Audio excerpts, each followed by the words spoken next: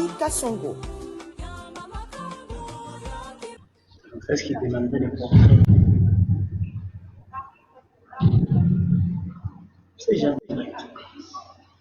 Mes bien-aimés, que Dieu notre Père vous bénisse, lui qui nous réunit, lui qui nous donne encore de célébrer cette convention. Dieu notre Père est tellement bon. Oh, je vois tous les organisateurs. Je vois son Excellence Monseigneur Sostin, que nous avons suivi avec intérêt la première messe d'ouverture. Que le Seigneur vous bénisse, qu'il bénisse tous les intervenants des Pères Paul-Marie, qu'il bénisse le responsable donc du Renouveau en Côte d'Ivoire, qu'il bénisse toute l'équipe d'organisation. Dieu est tellement bon.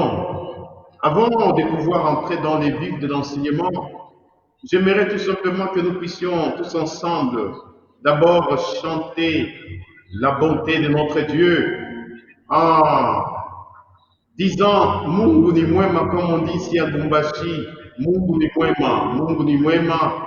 Dieu est bon, il est tellement bon et sa bonté remplit l'univers. Tout ce qu'il a créé est tellement beau et tellement bon. Et nous participons à sa bonté. Et cette bonté qui nous communique, que nous pouvons aussi communiquer aux uns aux autres. Alors chantons ensemble Mungu ni mwema avant de pouvoir entrer dans les vifs de l'enseignement de ce soir.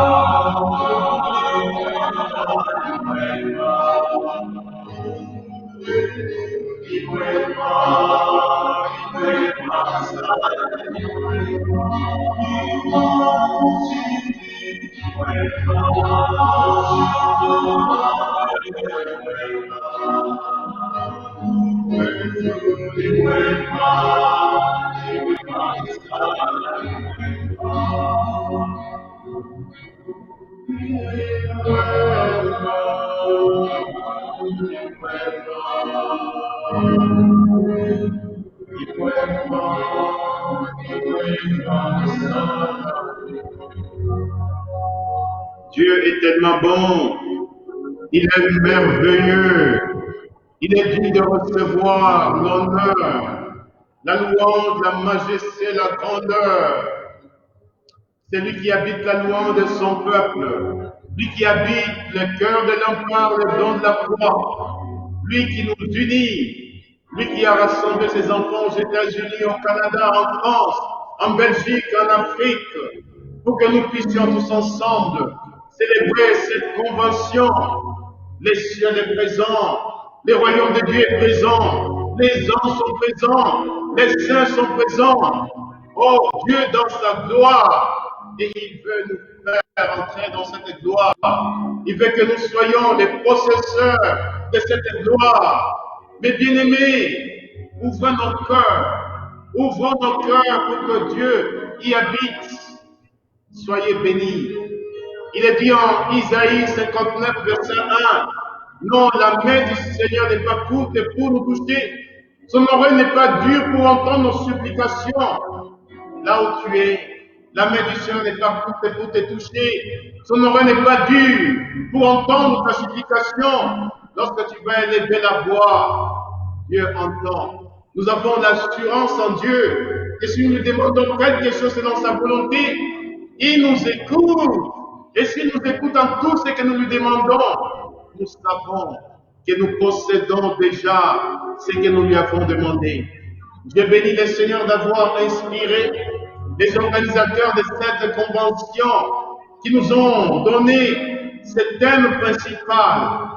Les souffrances du temps présent ne sauraient être comparées à la gloire à venir qui sera manifestée en son Fils Jésus. J'aimerais que nous puissions le dire avec conviction que les souffrances du temps présent ne sauraient être comparées à la gloire à venir qui sera manifestée en son Fils Jésus. Alors, si nous souffrons, si nous sommes malades, si nous avons été frappés par le coronavirus, nous pouvons dire que le coronavirus ne saurait être en comparaison à la gloire, ne saurait être comparé à la gloire à venir qui sera manifestée en son Fils Jésus.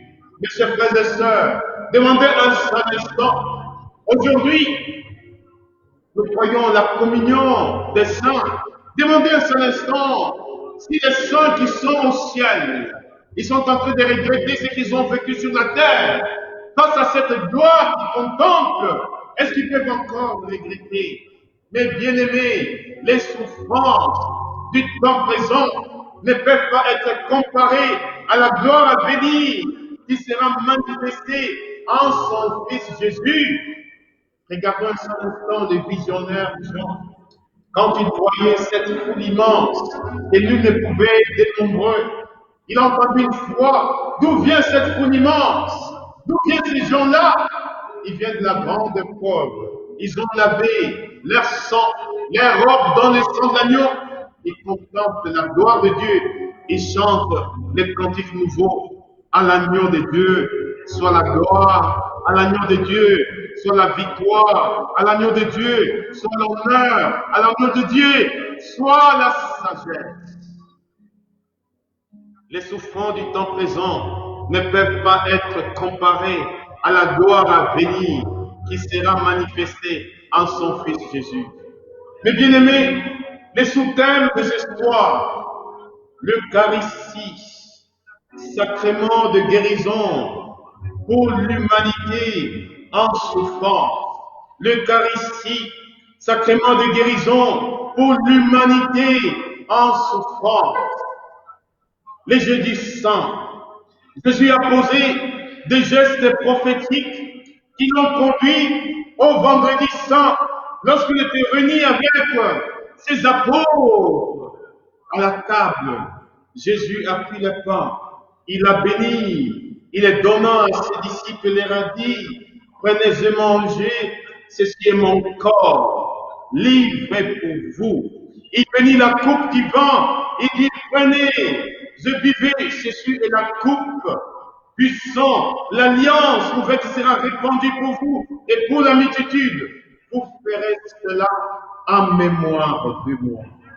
Voilà, mes chers frères et sœurs, l'institution de l'Eucharistie. Le jeudi saint, Jésus a institué l'Eucharistie et les sacerdoces.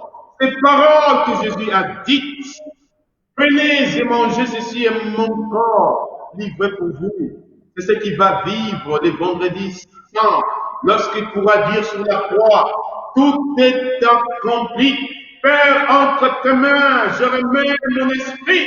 C'est le même Jésus qui vous dit, je serai avec vous jusqu'à la fin de temps. L'Eucharistie, tant que Jésus n'est pas encore venu dans la gloire, nous continuerons à célébrer l'Eucharistie, les lieux de notre guérison, les lieux de notre libération, les lieux de notre pardon. Nous comprenons que l'Eucharistie contient tous les trésors du ciel. Nous comprenons pourquoi le Concile Vatican II dit de l'Eucharistie, l'Eucharistie est source et sommet de la vie chrétienne. Qu'est-ce qu'on peut encore ajouter à l'Eucharistie?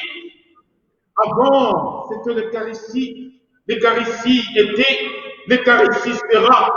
L'Eucharistie comme sacrement de la guérison pour l'humanité en souffrance. Mais bien aimés, quand nous regardons dans l'Eucharistie, il y a plusieurs dimensions. Nous pouvons donc parler d'une seule dimension. Mais essayons d'abord d'aborder les différentes dimensions de l'Eucharistie. La première dimension, l'Eucharistie, parce que Jésus nous dit, prenez et mangez, ceci est mon corps livré pour vous.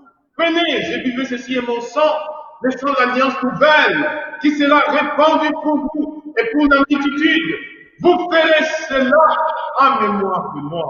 Alors nous pouvons d'abord voir la première dimension de l'Eucharistie, l'Eucharistie comme sacrifice. Autrement dit, la dimension sacrificielle de l'Eucharistie. Nous voyons que le peuple d'Israël, tout au long de l'histoire du salut, le peuple a exercé a pratiqué plusieurs sacrifices. Et dans l'Ancienne Alliance, il y a eu plusieurs sortes de sacrifices. Il y a eu d'abord les sacrifices d'expiation. Il y a eu le sacrifice de l'Holocauste, les sacrifices de communion, les sacrifices d'action de grâce, le sacrifice des louanges. Qu'est-ce que sont les sacrifices? Mes bien-aimés, d'expiation. Oh, la victime était égorgée, la bête était égorgée, le sang était répandu sur l'autel pour que la paix descende. Sacrifice d'expiation, le sacrifice de l'Holocauste, la victime était brûlée vivement, la fumée montait de l'autel, comme symbole de la prière, comme le disons dans les psaumes 140. Seigneur, j'écris des fois, exauce-moi, exauce-moi, que ma prière s'élève devant toi comme l'encens. L'Eucharistie comme sacrifice d'Holocauste, l'Eucharistie comme sacrifice de communion. Et dans l'Ancienne Alliance, avec le peuple d'Israël, la communion était d'abord perçue comme un repas. Le repas, c'est le lieu donc de la réconciliation.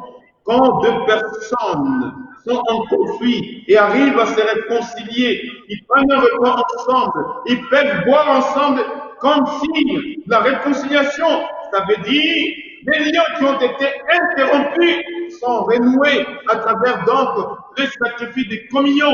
Alors l'Eucharistie, comme sacrifice de communion, nous voyons l'Eucharistie comme sacrifice de louange, car celui même qui offre l'Eucharistie, c'est l'être de louange. Nous voyons Jésus en Matthieu 5, en Matthieu 11, 25.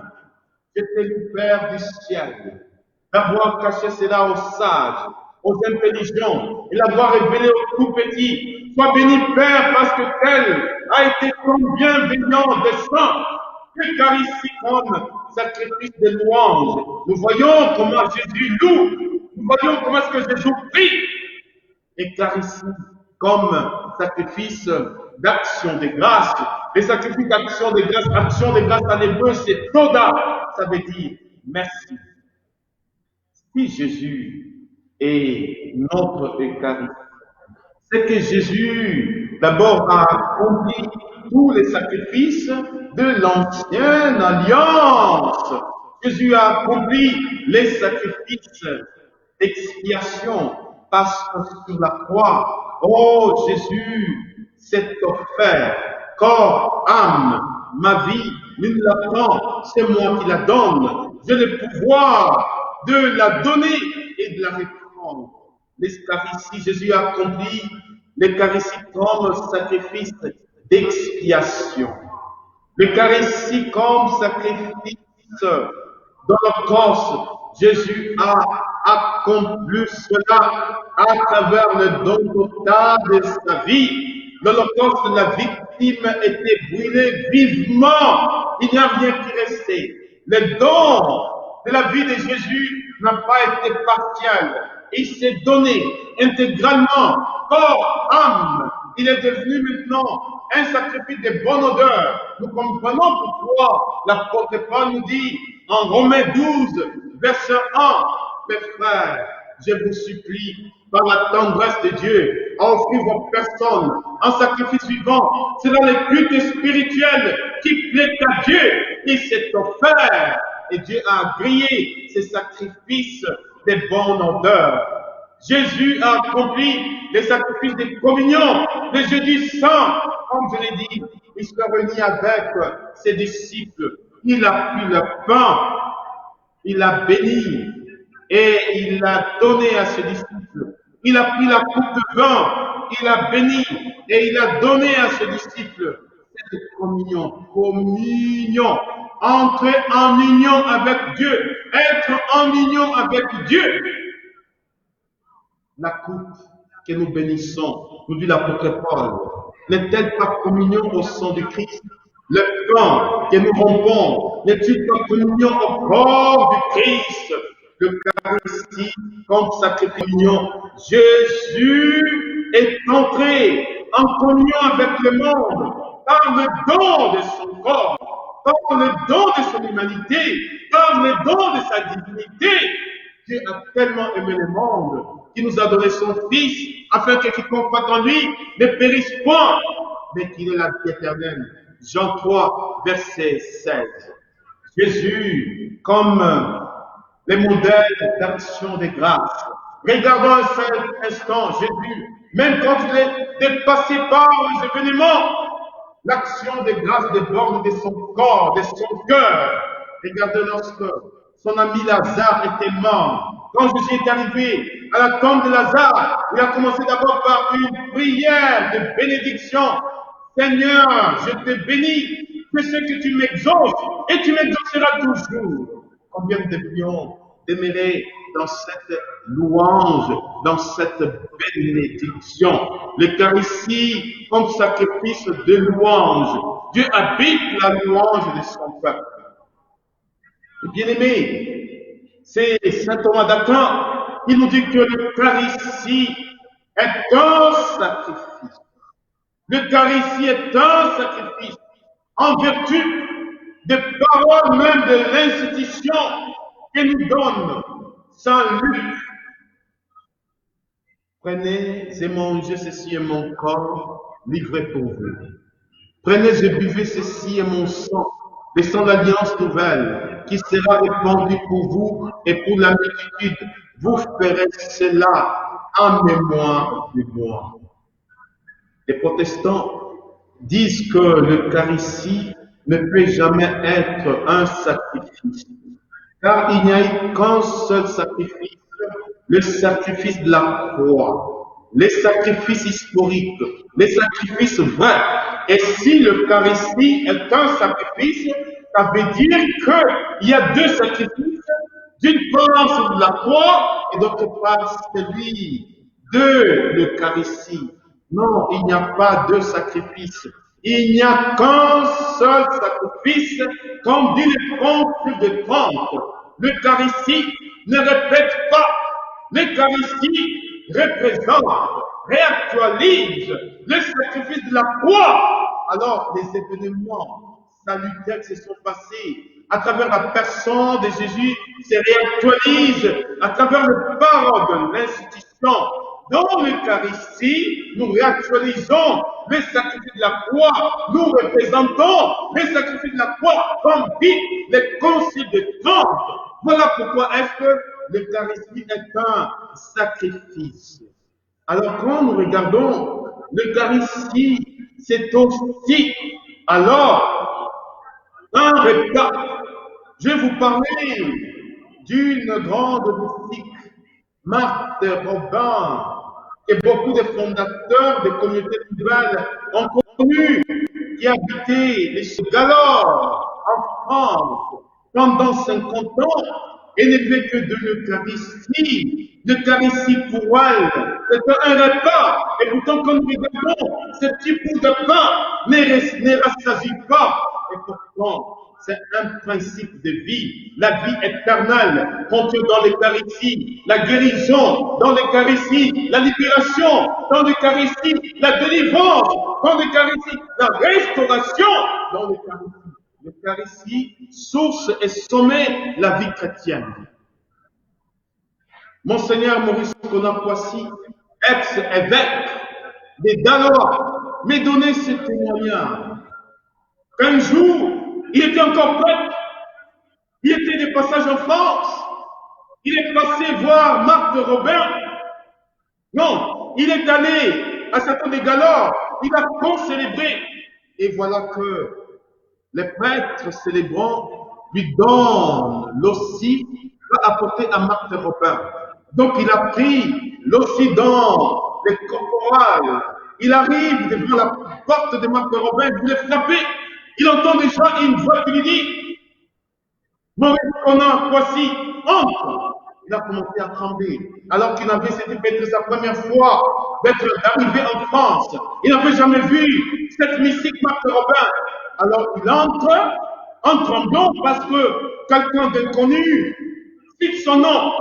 Et quand il entre, il voulait commencer les rituels pour communier. Alors à un certain moment, il s'est rendu compte que Jésus n'était plus dans ses mains. Alors quand il cherchait, il pensait que Jésus est tombé le long du chemin qu'il faisait. Et Marthe Robin lui dit, ça y est, il est déjà dedans de moi. Les prêtres racontent ici, quand ils apportaient la communion à Marthe Robin, Jésus Eucharistie s'est précipité de sa bouche, s'envoler de ses mains pour entrer dans la bouche de Marthe Robin. Et alors, Marthe Robin dit, ça y est, il est déjà au-dedans de moi. Et Marthe Robin dit ceci à Monseigneur Maurice Conan-Poissy, qui était encore prêtre. Retourne en Côte d'Ivoire, d'où tu es venu. Il y a deux signes que le Seigneur te donne. Tu seras évêque. Tes deux sœurs qui sont musulmanes se convertiront et deviendront donc chrétiennes parce que tu m'as apporté Jésus Eucharistie, parce que tu m'as apporté Jésus Eucharistie. Dieu te gratifie de tous ces dons. Au revoir, Monseigneur Maurice Conan-Poissy. Je me rappelle les jours où j'étais avec Monseigneur Maurice Conan-Poissy. Il me donnait ces témoignages parce que je revenais des châteaux de Galore où j'avais passé une retraite, j'avais passé une retraite dans des prêtres. Et quand je disais, j'étais au château de Galore, il dit, mon père, avant mon ordination épiscopale, je ne savais même pas que moi, si c'est que je suis aujourd'hui, c'est grâce aux paroles prophétiques de cette mystique Marthe Robin. Alors, mon Seigneur Maurice Conan-Poissy m'a raconté, quand, après son ordination sacerdotale, il est allé dans son village dire la messe, il y avait beaucoup de sorciers baoulés. Les baoulés, vous m'entendez bien. Il y avait beaucoup de sorciers baoulés.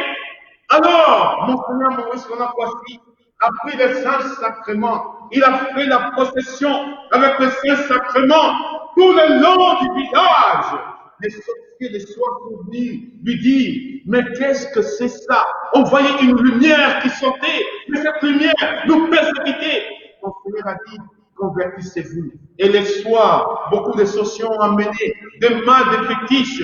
Ces deux sœurs qui étaient musulmanes dans les villages se sont converties, elles sont devenues chrétiennes. Alors, deux paroles prophétiques de Marthe Robin qui sont accomplies dans la vie de Monseigneur Maurice Conan-Poissy. D'abord, son ordination épiscopale et ces deux sœurs qui sont devenues chrétiennes, catholiques, qui étaient musulmanes. L'Eucharistie comme repas. Et nous mangeons l'Eucharistie. Nous consommons l'Eucharistie. Nous croyons que ce repas-là, ce petit bout de pain-là, ne peut jamais rassasier. Quand nous regardons les figures de l'Eucharistie dans l'Ancienne Alliance, regardons d'abord le peuple Israël, sortant de la terre d'Égypte, chemin faisant, ils avaient tellement faim. Qu'est-ce que Dieu a fait? Il a fait descendre la manne du ciel. Ces pains quotidiens, ils se sont nourris. C'est une figure de l'Eucharistie. Regardons les prophètes Élie, fuyant l'hostilité de la reine d'Isabelle. Il voulait rencontrer Dieu au mont Horeb. Quand il en avait marre, il dit, à quoi bon de continuer à vivre? Vaut mieux mourir que de vivre. Et à ce moment-là, donc il s'est endormi. Voilà que Dieu lui envoie un corbeau avec un petit bout de pain. Puis le réveil qui lui donne. Quand il mange, car la route est tellement longue. Alors l'Eucharistie soutient nos efforts spirituels. L'Eucharistie, principe de vie, qui va donc nous conduire jusqu'à voir un jour la face de Dieu. L'Eucharistie comme repas. Alors quand nous voyons l'Eucharistie d'abord comme sacrement d'alliance, dans l'Eucharistie, Dieu fait un avec l'humanité.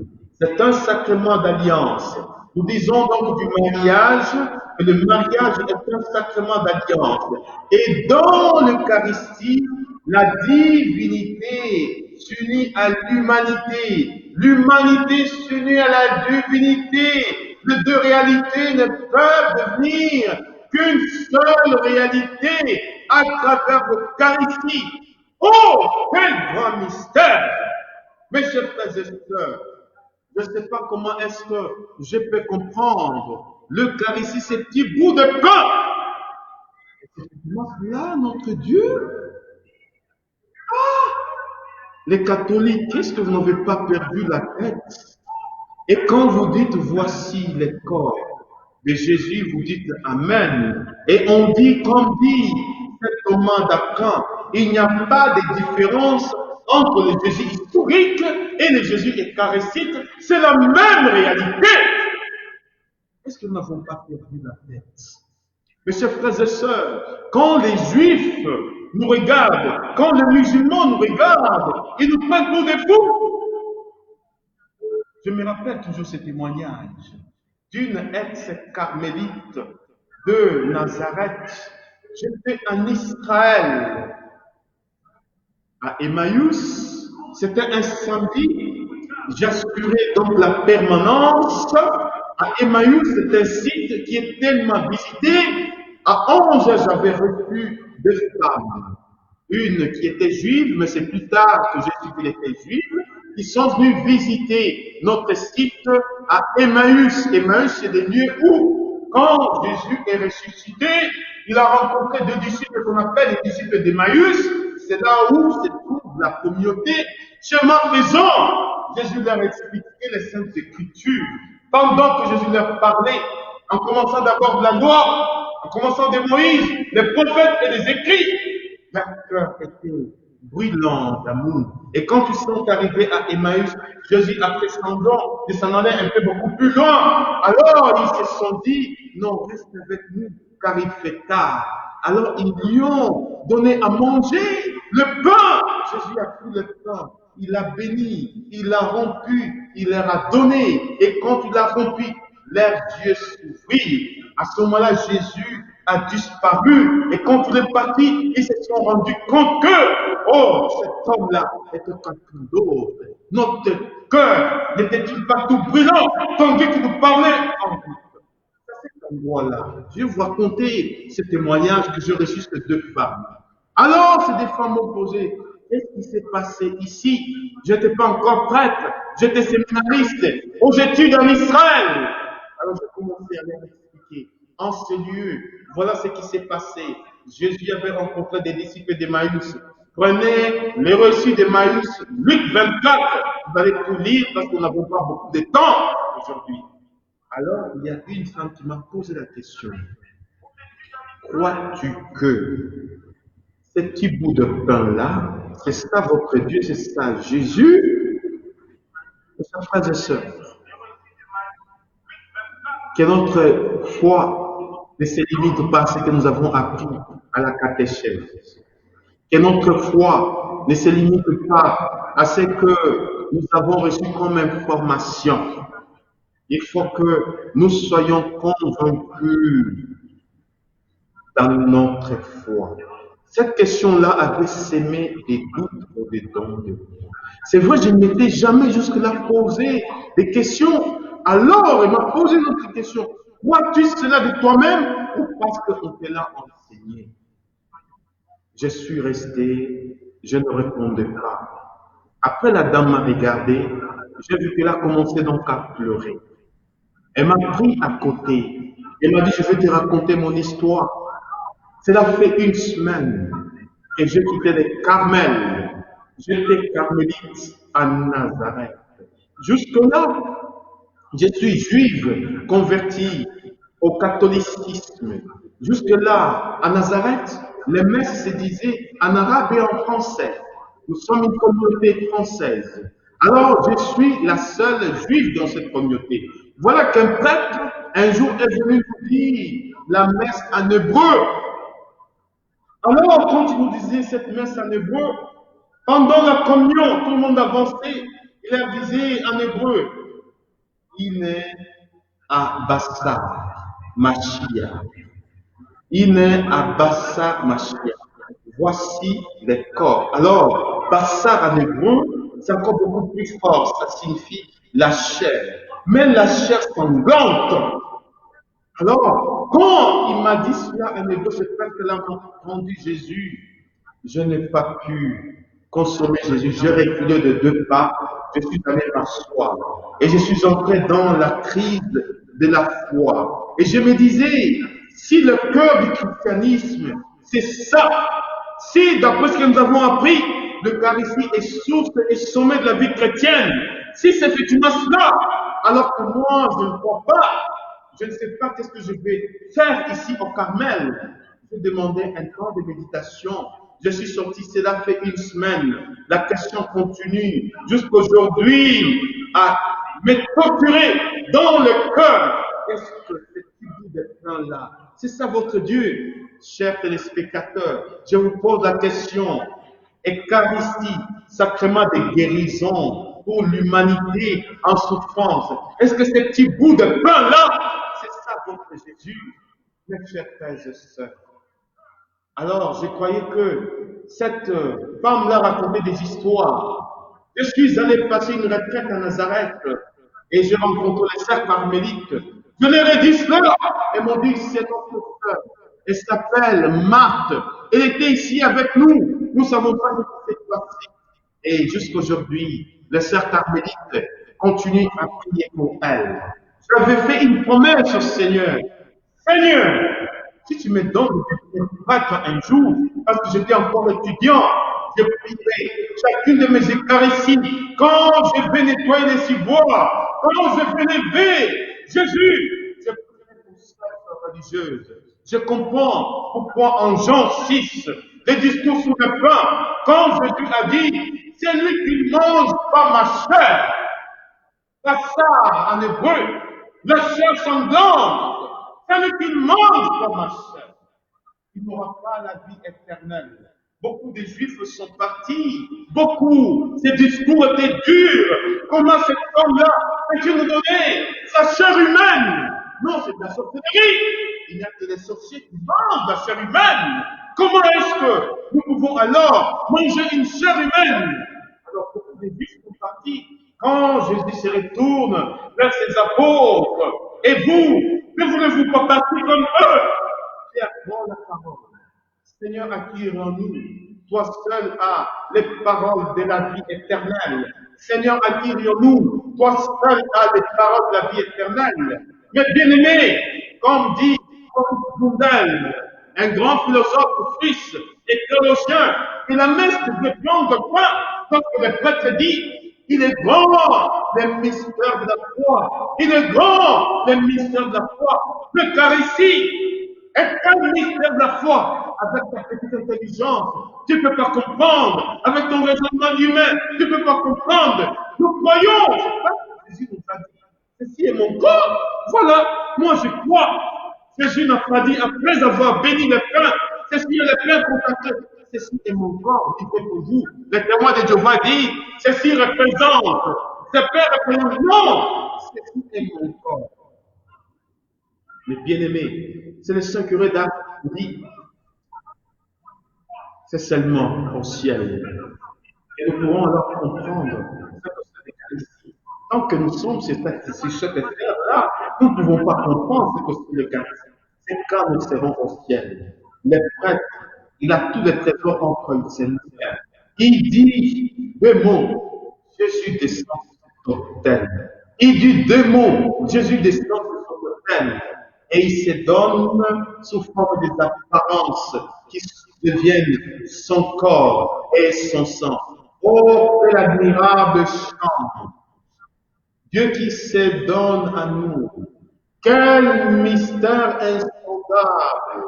Le Dieu trois fois saint, le Dieu grand, redoutable, l'éternel des armées, incarné. Et aujourd'hui, il se donne sous des apparences de pain qui sont son corps. Mes chers frères et sœurs, croyez-vous que l'Eucharistie est source du salut, que l'Eucharistie est un sacrement de guérison? Voyons maintenant l'aspect, la dimension, la guérison dans l'Eucharistie pour une humanité en souffrance. Mes chers frères et sœurs, nous sommes marqués par beaucoup de souffrances. Cette souffrance-là, c'est avant tout un mal. Un mal dans son double aspect, le mal actif et le mal passif. Le mal actif, c'est moi là d'abord, mon péché. Mon péché trouve son pardon dans la célébration eucharistique. Regardez quand le prêtre commence. D'abord, il y a les confiteurs pour préparer mon corps. Je confesse à Dieu Tout-Puissant. Je reconnais devant mes frères que j'ai péché en pensée, en parole, par action et par omission. Mes chers frères et sœurs, le pardon qui nous est donné dans l'Eucharistie englobe trois dimensions. J'ai péché d'abord en pensée. Pensée, c'est roche.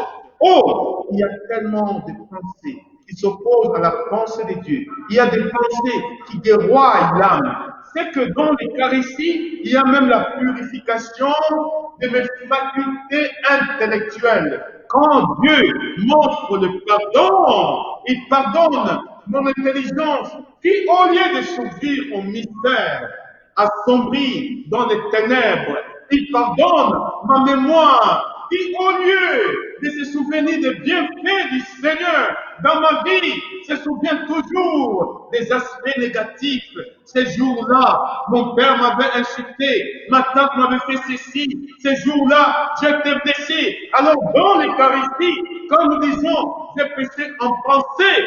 Alors, le Seigneur m'accorde le pardon d'abord au niveau mes facultés intellectuelles.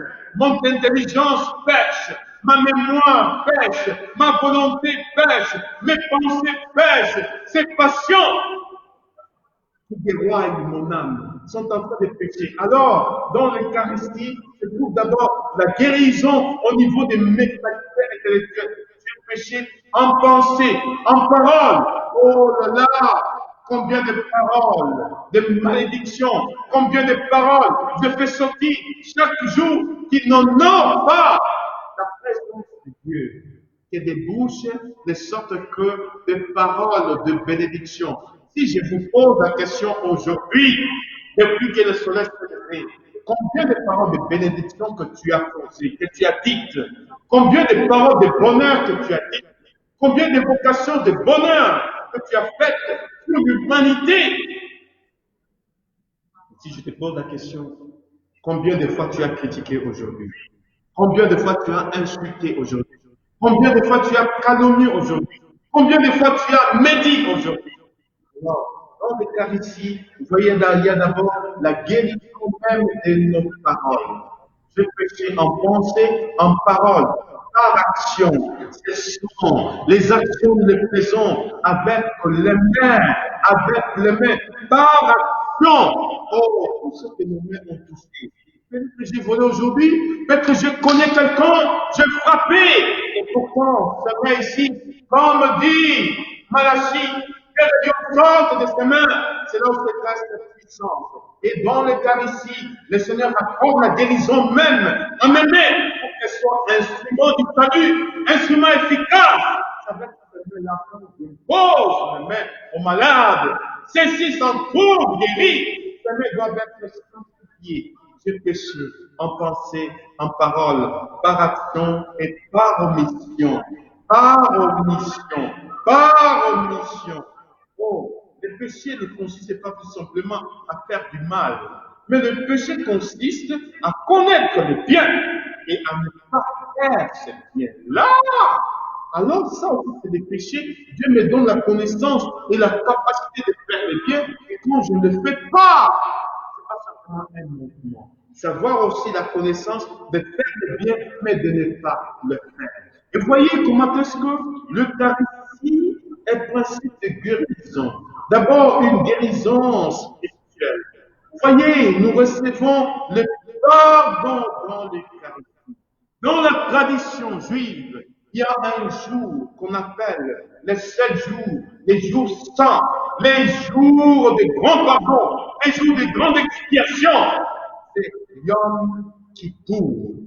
Je vais vous faire comprendre en hébreu ce qu'on appelle le pardon, ce que je viens de confidéors que nous faisons, est contenu dans les mots Kippour. Quand j'écris les mots Kippour, il y a d'abord la première lettre. La première lettre, c'est Kaf. Kaf, ça vient de Kapai. Kapai, c'est les mains. Alors, vous voyez, les Kippour, dans les Kippour, on demande donc le pardon. Alors, le pardon, là, les mains, j'ai péché par action. Nous faisons les actions avec nos mains. Alors, il y a les mots Kippour. P. P, ça signifie, en fait, P, ça signifie la bouche. La bouche. Quand j'étais en Israël, parce que je parlais beaucoup, on m'appelait Pégadol, ça veut dire la grande gueule, la grande bouche. Alors, vous voyez, j'ai péché en parole, donc la bouche. Après, Kippour, roche, rêche, ça vient des roches. Roche, donc, c'est la tête. J'ai péché en pensée. Vous voyez déjà que dans le Kippour, alors, le confiteor est contenu donc dans le Kippour, les 7 jours où on demande pardon. Et dans l'Eucharistie, mes bien-aimés, nous goûtons au pardon de Dieu. Le Seigneur d'abord nous guérit de manière spirituelle. Regardez d'abord Jésus sur la croix, qu'est-ce qu'il a fait? Il y a eu les 7 paroles de l'âme crucifié. Notre fondateur Ephraïm a écrit un petit livret, les 7 paroles de l'âme crucifié. Ce sont les 7 paroles qui constituent un testament que Jésus a laissé sur la croix. Père, entre tes mains, je remets mon esprit. Pardonne-leur car ils ne savent pas ce qu'ils font. Aujourd'hui, tu seras avec moi dans le royaume de Dieu. Tout est accompli. Femme, voici ton fils. Fils, voici ta mère. Eloi, Eloi, lama sabachthani. Mon Dieu, pourquoi m'as-tu abandonné? Et Jésus expira. Et quand Jésus a expiré, voilà les soldats de sa lance a transpercé son côté, l'eau et le sang. L'eau et le sang ont jailli de son côté. L'eau et le sang, les pères de l'Église voient dans ces 2 éléments, l'eau et le sang. Et pourtant, il y avait des témoins oculaires. Il y avait la Vierge Marie. Il y avait l'apôtre Jean qui était au pied de la croix. Regardez un seul instant, quand Jésus était sur la croix, il était tellement fatigué avec le poids de la passion, le poids de la souffrance, le poids de la sueur, le poids de tous les supplices. Oh, la tête de Jésus n'était pas tournée vers le ciel. Jésus n'était pas en train de méditer des psaumes. Je lève les yeux vers le ciel. D'où viendra vos secours? La tête de Jésus était penchée sur la terre. Vous imaginez, Marie était au pied de la croix. Jean était au pied de la croix. Et Dieu regarde. Le regard de Jésus, le regard de Marie, le regard de Jean. Et Jean regardait, et c'est Jean qui a vu, lorsque les soldats l'ont transpercé, l'eau et le sang, nous comprenons pourquoi. Jean nous dit dans sa première lettre, au chapitre 7, au chapitre 5, verset 7, ils sont froids à rendre témoignage. Ils sont froids à rendre témoignage. L'esprit, l'eau et le sang. Ces 3 éléments ne sont pas sur le même pied d'égalité. L'esprit a été donné, l'effusion du Saint-Esprit a été donnée dans la mort d'esprit. L'effusion du Saint-Esprit a été donnée, la Pentecôte a été donnée au pied de la croix de notre Seigneur Jésus-Christ. Alors, les pères de l'Église, les pères occidentaux et les pères orientaux pourront voir dans ces 3 éléments, d'abord l'eau, l'esprit et le sang, les fondements de tous les septénaires, les 7 sacrements.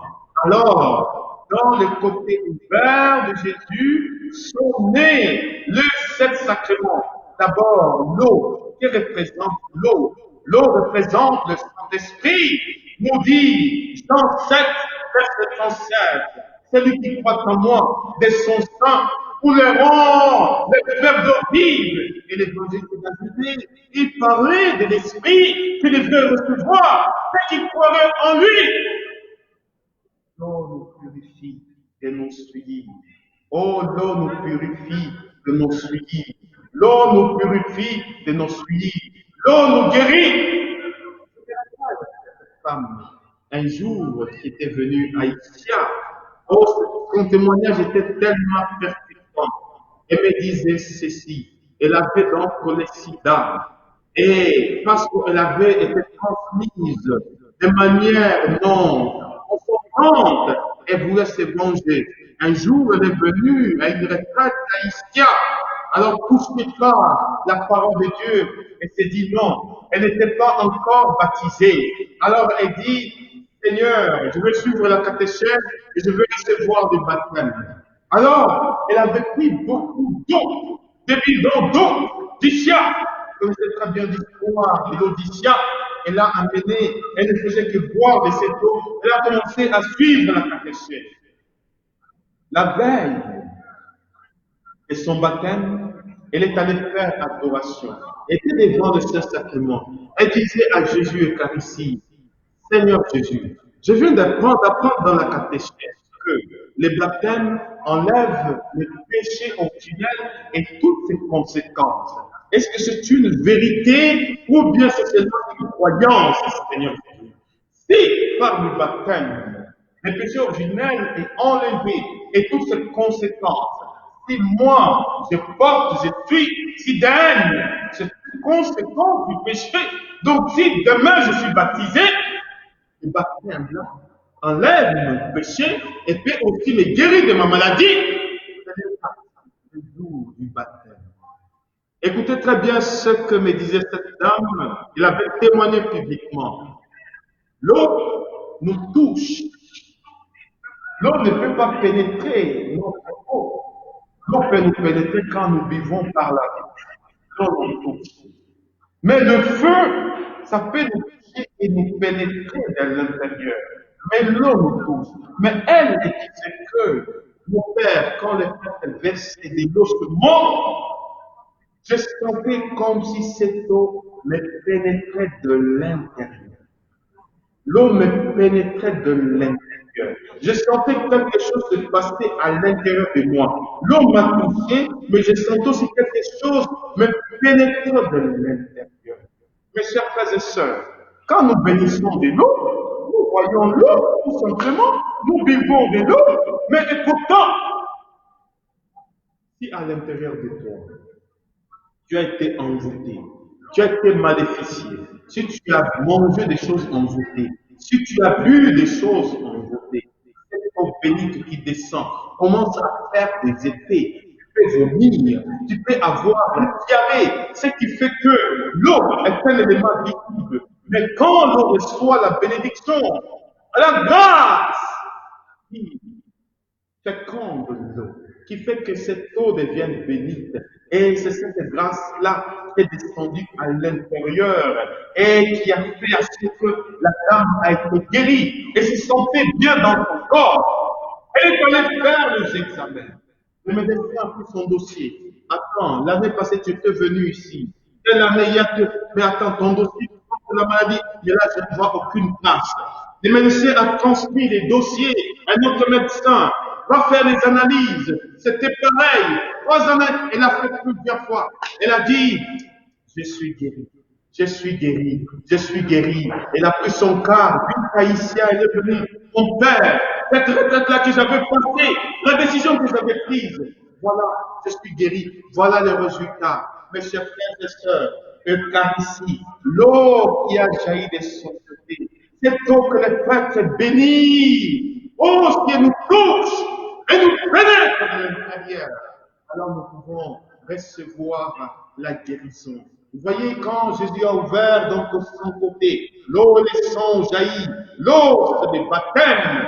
Ne savez-vous pas que baptisé dans le Christ, c'est dans sa mort que vous avez été baptisés. Vous avez donc été ensevelis avec lui par votre baptême dans sa mort. Comme le Christ est ressuscité par la gloire de Dieu le Père, nous menions une vie nouvelle.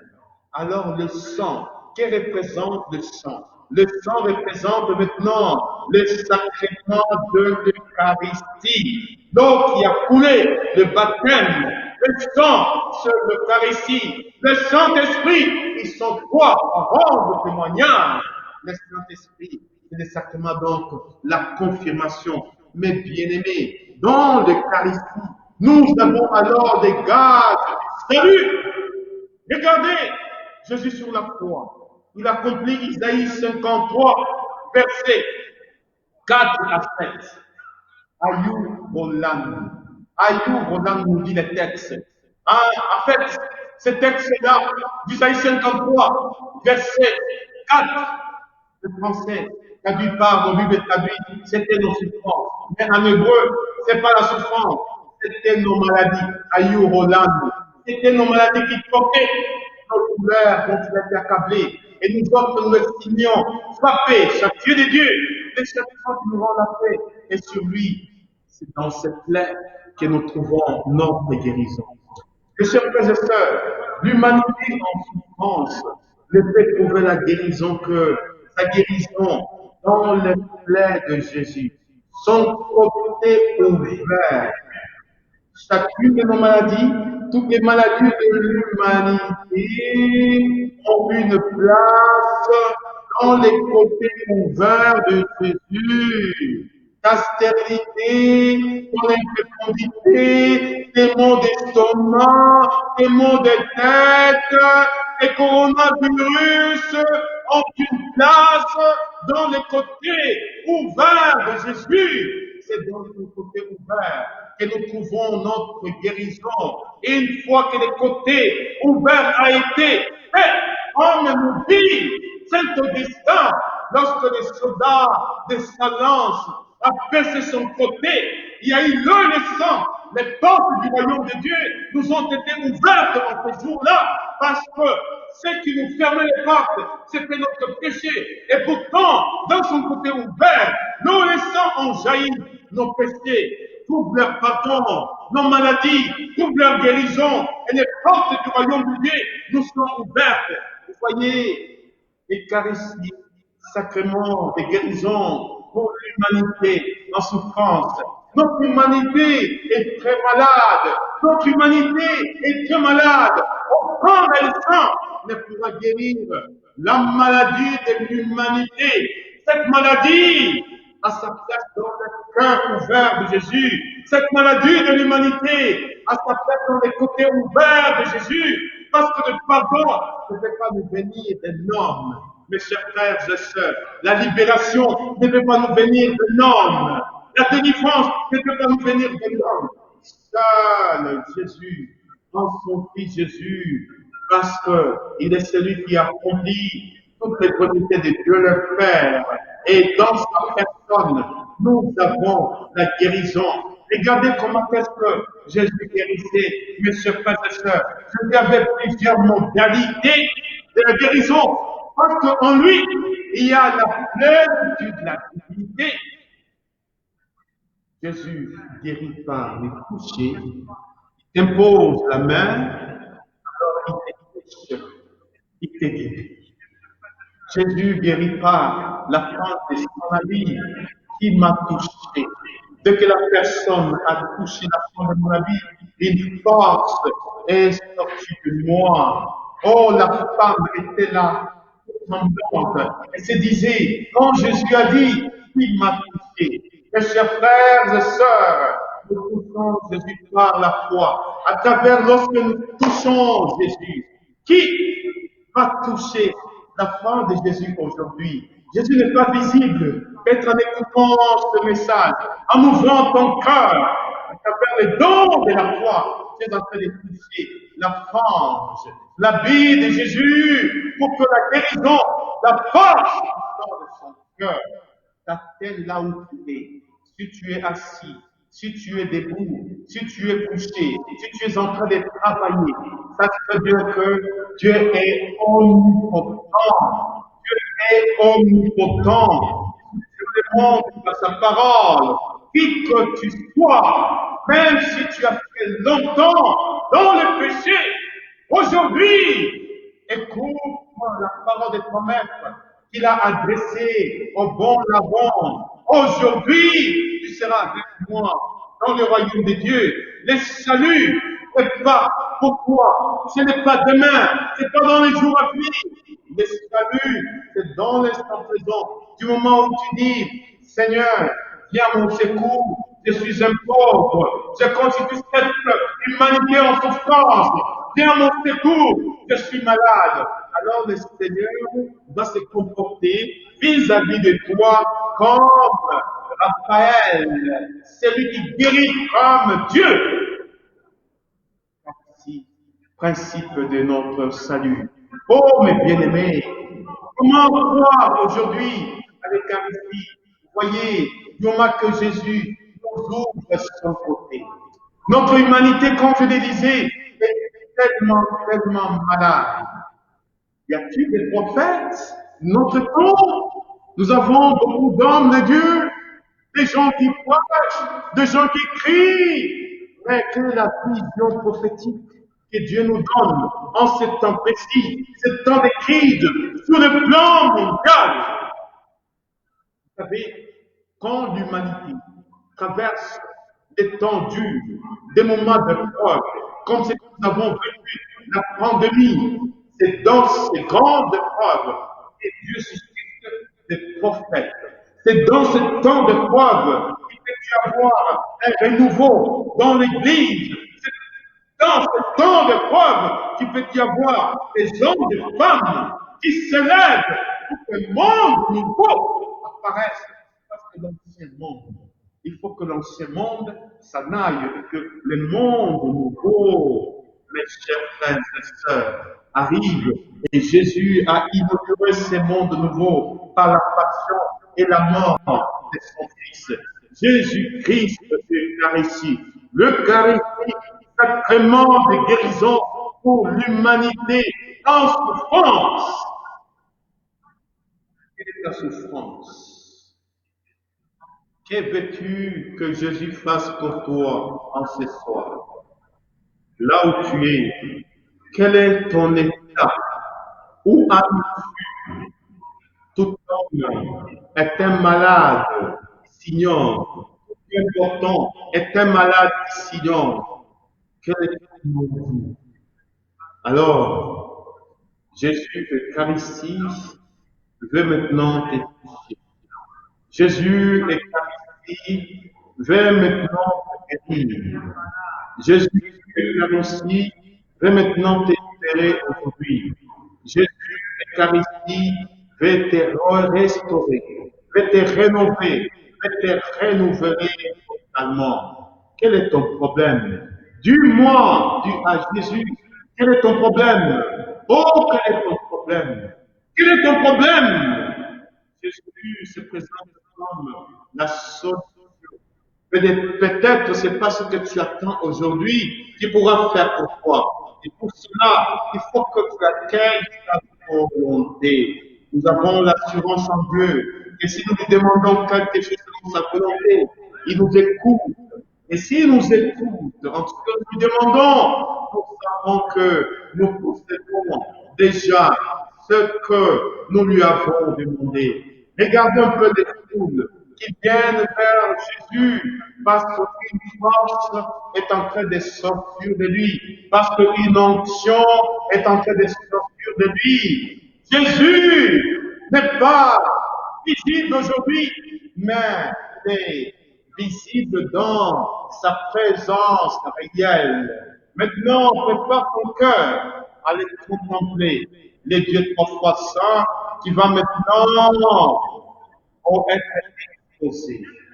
Ils les verront, les yeux, nous dit Zacharie 10, 12, vers celui qu'ils ont transpercé. Et pourtant, par ailleurs, le psaume nous dit qu'il regarde vers lui, resplendit son ombre, il trouve nos visages. Et quand nous allons donc exposer Jésus, ils regarderont vers celui qu'ils ont transpercé. Alors nous allons jeter nos regards vers Jésus Eucharistie, le rayon d'amour, comme dit Zacharie 4:20.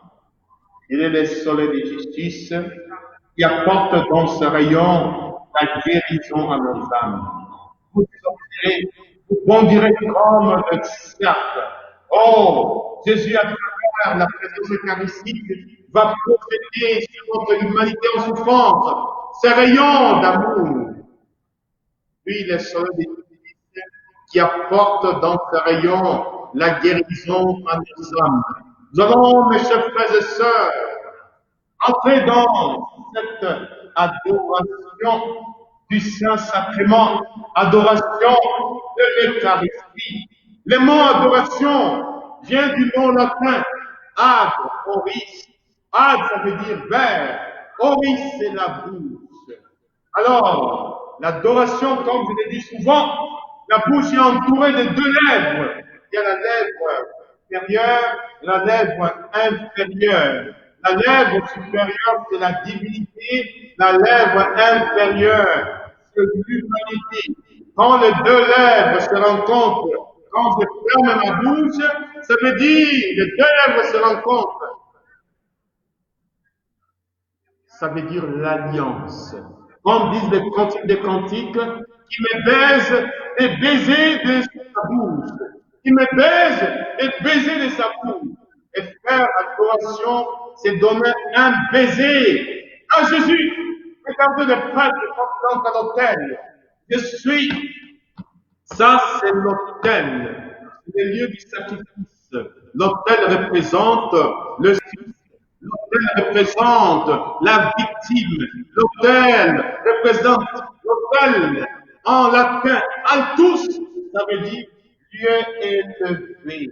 Alors, ses frères et sœurs, lorsque Jésus sera exposé cet autel, que tout ce qui est en bas soit élevé, que tout ce qui t'attire vers le bas soit élevé et contemple la gloire de Dieu.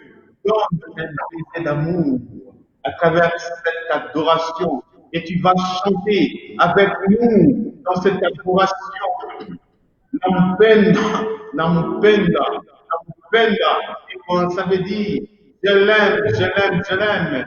Regardez, quand deux amoureux, ils se regardent, parfois ils manquent de mots, ils ne peuvent que dire nampenda, je t'aime, I love you, je t'aime, Jikunanga Pikola, je t'aime, Nalingi Mingi, je t'aime. Alors, c'est effectivement cela. Oh, l'amour de Dieu. Tout vient de l'amour.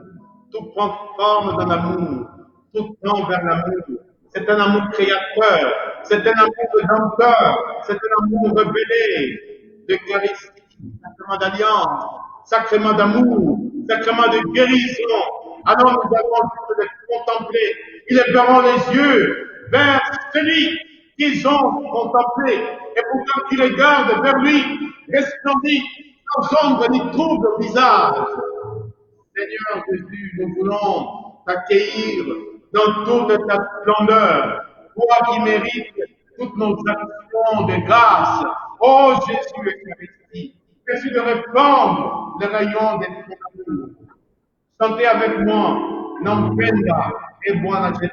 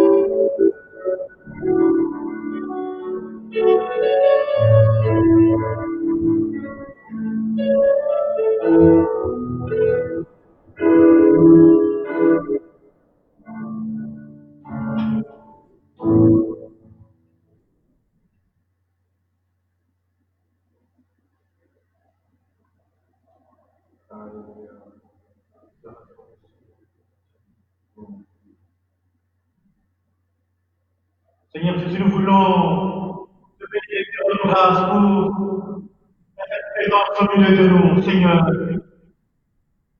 Toi qui nous as établis à ta présence, Seigneur, pour que nous puissions rendre la gloire qui t'est due. Et nous voulons ce soir, de manière particulière, Seigneur, de dire merci pour cette communion, Seigneur, entre nos frères de l'Europe, entre nos frères de l'Amérique, entre nos frères d'Afrique, entre nos frères et sœurs, avec le monde, Seigneur. Merci de venir encore en ce jour, Seigneur, parler à notre cœur. Tu es le soleil de justice, Seigneur, qui vient briller sur nous. Et nous voulons nous laisser, Seigneur, nous laisser regarder par toi. Parce que tu veux nous visiter, Seigneur. Oui, gloire et louange à toi, Seigneur, notre Dieu. Louange à toi, Seigneur notre Dieu. Te bénissons, Père, toi dont la main n'est pas courte et touchée.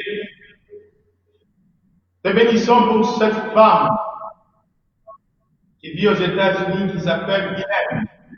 Nous sommes en train de la visiter maintenant par la présence de ton corps. Seigneur, tu exauces particulièrement en ces jours sa prière.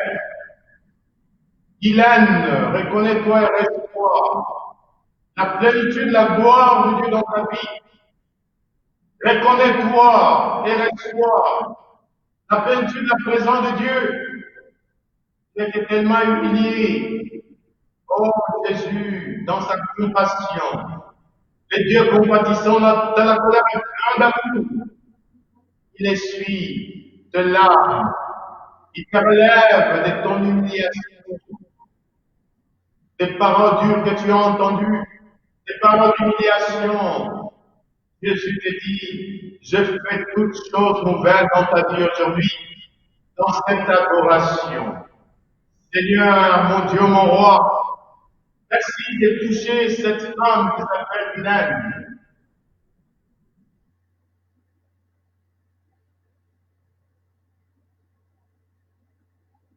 Ce que tu as demandé, Dieu te l'accorde. Je ne sais pas comment tu vas recevoir. Que dans les jours à venir, tu vas vivre un mariage heureux. Dans les jours à venir, Dieu te donnera des enfants. Les signes qu'il te donne maintenant,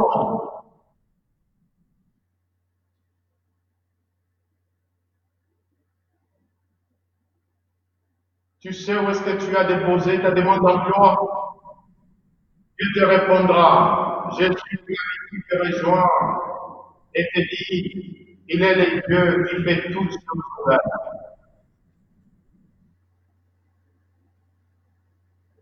Oh, je te bénis, Seigneur mon Dieu. Je te bénis pour cette femme qui est en train de suivre cette convention, qui doit connaître l'opération de Dieu. Présentement, tu regardes Jésus à distance. Lui dont la main n'est pas courte pour toucher, lui dont l'oreille n'est pas dure pour une supplication. Tu sens comme une sorte de sable dans tes yeux, et larmes coulent.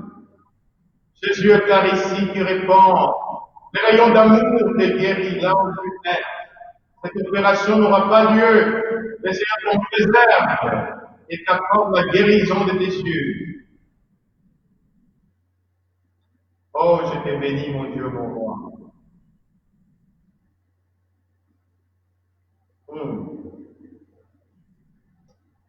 Oh, Jésus, roi d'amour.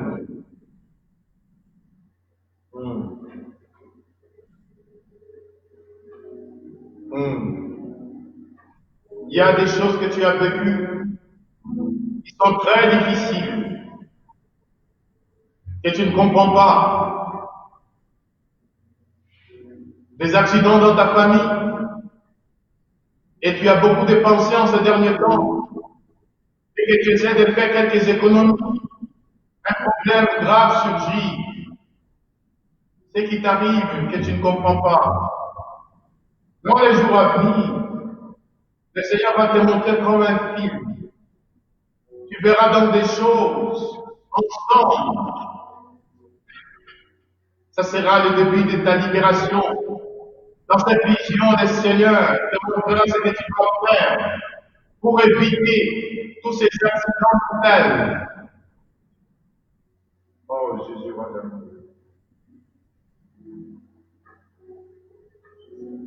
Seigneur, reçois notre adoration. Seigneur, reçois notre adoration. Reçois ces murmures de notre cœur, ces gémissements intérieurs. Reçois notre prière. Nous t'adorons, Seigneur.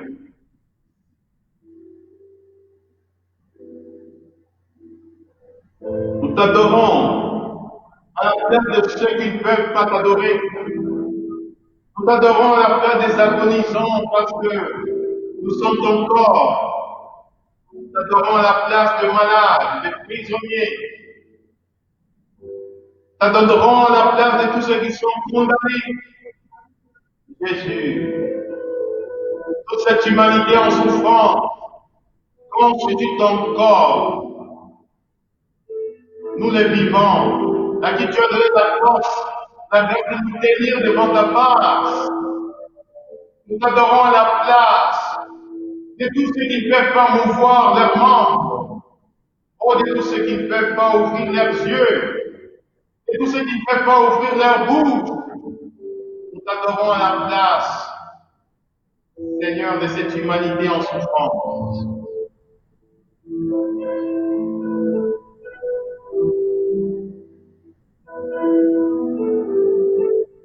Dieu béni, Seigneur, pour ta sainte présence au milieu de nous.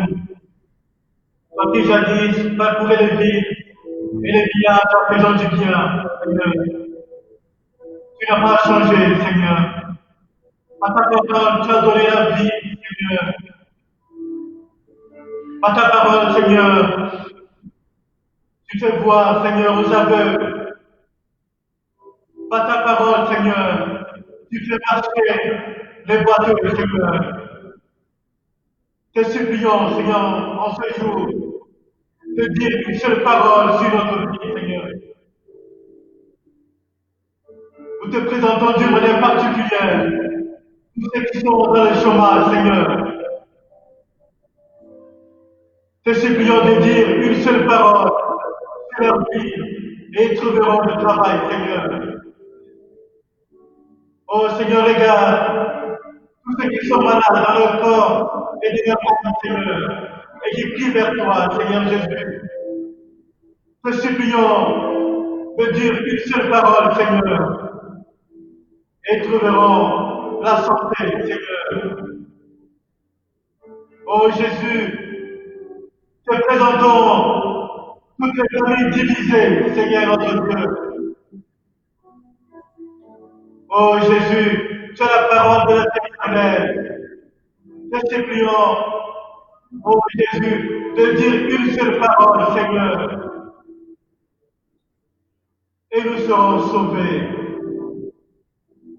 Sois béni, Seigneur, parce que tu es notre Dieu et nous ne connaissons nulle autre que toi, Seigneur Jésus. Alléluia.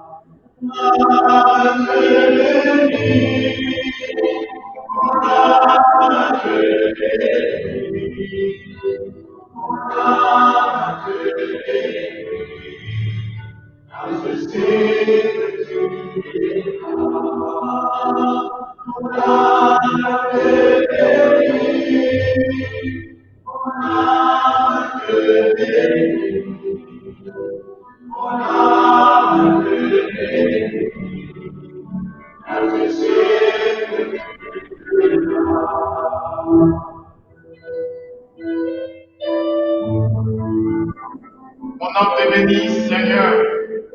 Il fait autre que je sais. Tu es là. Et ta présence nous rassure.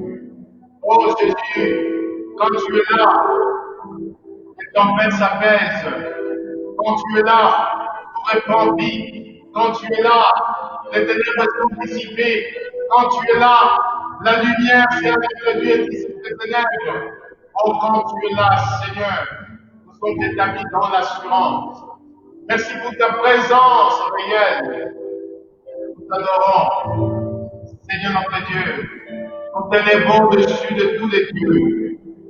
Seigneur, reçois notre adoration, reçois notre louange, reçois notre prière.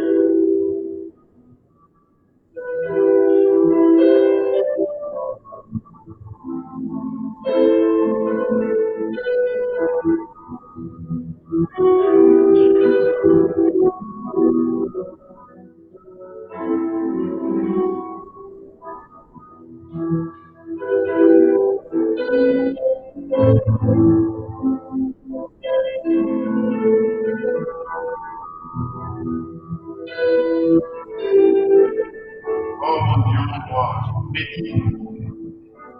Oh mon Dieu, mon roi, je te bénis, je te bénis. bénissons, Seigneur, dans ta vie.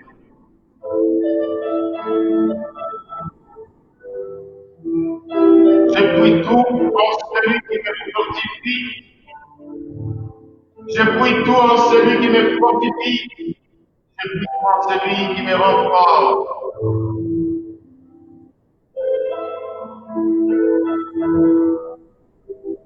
Suscite, Seigneur, des adorateurs, en esprit et en vérité. Suscite des prophètes, des apôtres, notre temps. Oh Seigneur, suscite des fous pour le royaume. Nous croyons, lorsque nous te prions, Père, notre prière a des impacts dans le monde invisible et négatif. Nous déjouons par la prière, par l'adoration, les plans du méchant, Seigneur. Nous délions les enchaînés. Nous brisons les cercueils qui ont été fabriqués pour des personnes. Nous détruisons les hôtels diaboliques par la puissance et l'adoration. Reçois notre adoration, Père.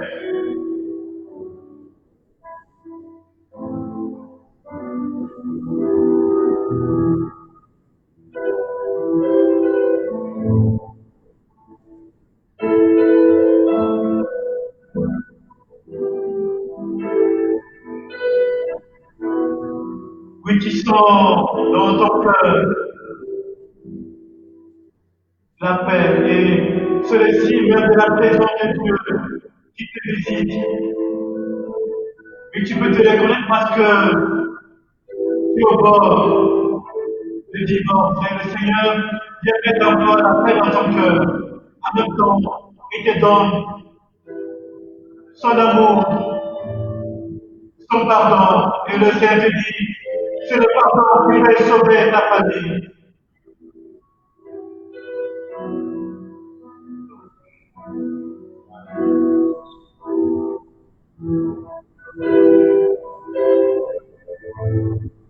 Là où tu es,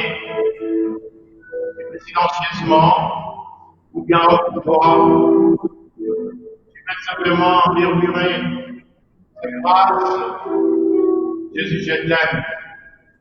Oh Jésus, je t'aime. Mets ton amour dans mon cœur. Jésus, tu sais, je ne sais pas t'adorer. Jésus, tu sais combien je suis infidèle. Mais reçois mon acte d'adoration, qui est un acte gratuit, désintéressé. Je t'adore parce que tu es, Seigneur, parce que tu es Dieu. Seigneur, je n'ai rien à t'offrir. Si Seigneur, mon humanité est malade, je m'offre à toi, oh Jésus. Guéris-moi si tu le veux.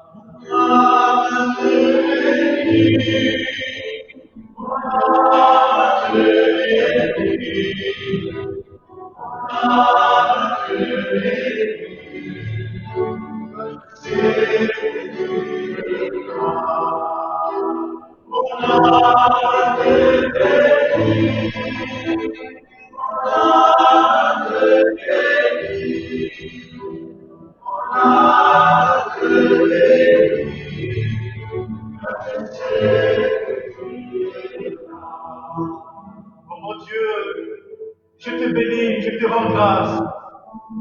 Comme tu nous as dit dans ta parole, oui, si tu crois, tu verras la gloire de Dieu. Oui, mon frère, ma soeur, le Seigneur veut te visiter. C'est un jeune couple qui veut s'adresser pour le mariage, mais qui a comme peur des moyens, parce qu'il n'a pas beaucoup de moyens. Le Seigneur te dit, c'est moi qui viens encore ce soir, en ce jour, au-devant de vous, et vous dites de faire le premier pas. Et lui, il s'occupera de vous.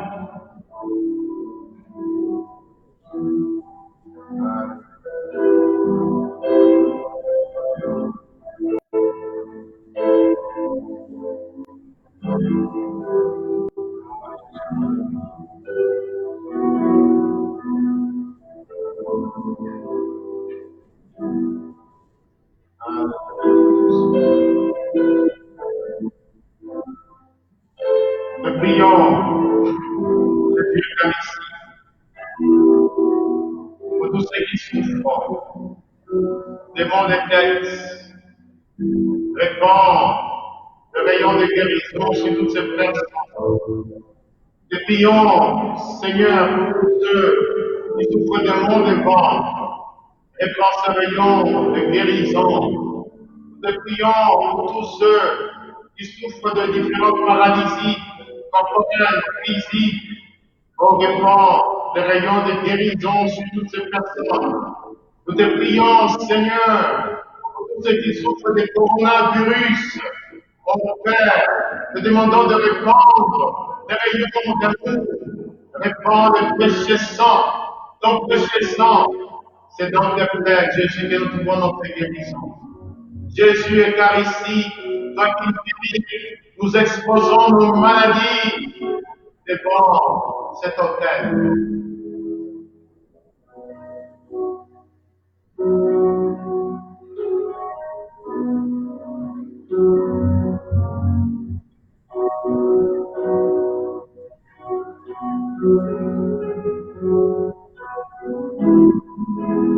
Oh, Tawana Maïcha, je suis en train de dire, glorifie-toi dans ma vie. Et quand je te guéris, c'est une glorification. Le Seigneur se glorifie dans chacune de nos vies. Oh, Tawana Maïcha, Yesu Tawala, Tawala Kizazi yangu. Oh, Jésus, glorifie-toi dans mon foyer, dans mon mariage. Tawala Kazi yangu, glorifie-toi dans mon travail.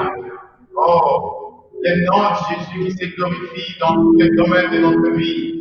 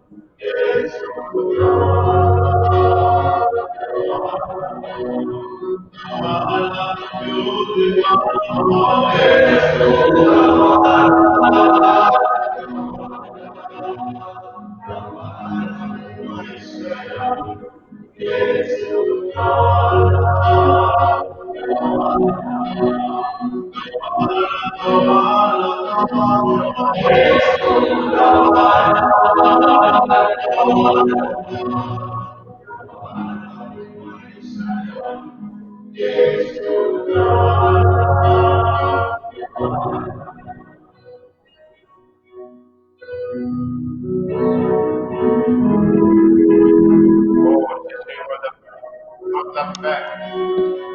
Jésus, Eucharistie. Laissons maintenant le rayon d'amour. Jésus, Eucharistie. Le sommet des justices qui apporte dans ce rayon la guérison à nos âmes.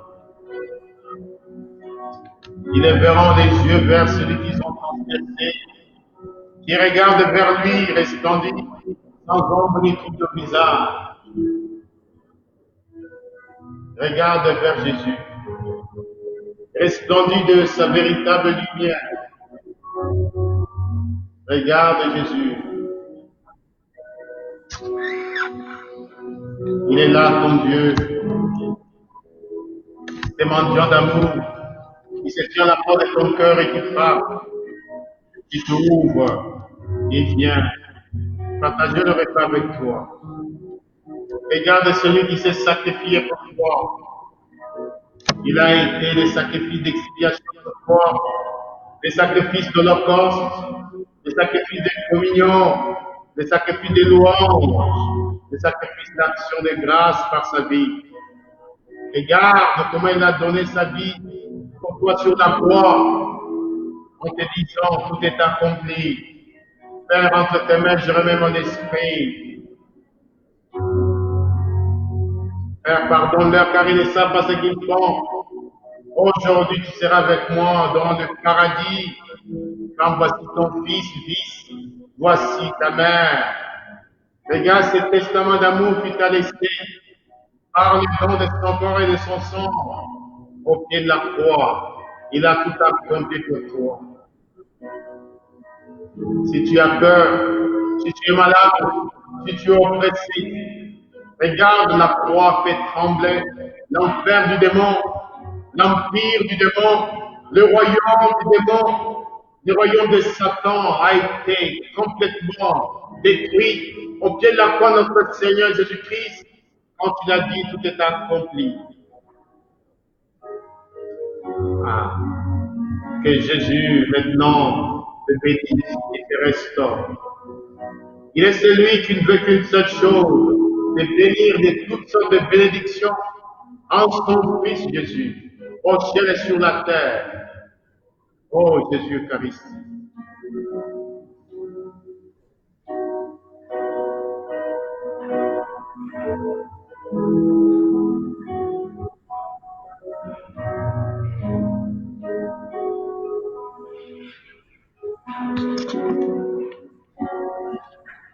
Reçois la bénédiction de Jésus.